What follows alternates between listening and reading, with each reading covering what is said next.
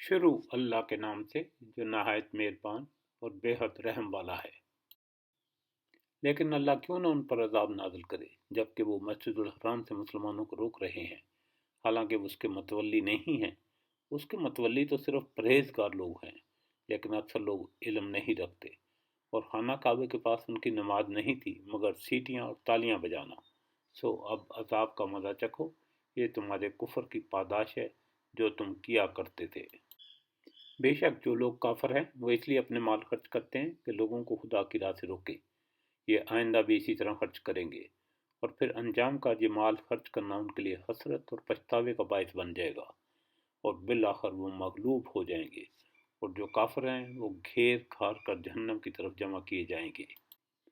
اور یہ سب کچھ اس لیے ہوگا کہ اللہ ناپاک لوگوں کو پاک لوگوں سے جدا کر دے، اور جو ناپاک ہیں ان کو ایک دوسرے پر تاہ بتار رکھ کر ڈھیر بنائے، اور پھر اس سارے ڈھیر کو جہنم میں جھونک دے۔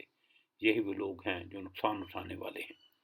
اے نبی صلی اللہ علیہ وسلم، ان کافروں سے کہو کہ اگر آپ بھی باز آ جائیں تو جو کچھ پہلے ہو چکا اسے درگزر کر لیا جائے گا، لیکن اگر یہ اس پچھلی روش کا اعادہ کریں گے تو گزشتہ قوموں کے ساتھ جو کچھ ہو چکا ہے وہ سب کو معلوم ہے۔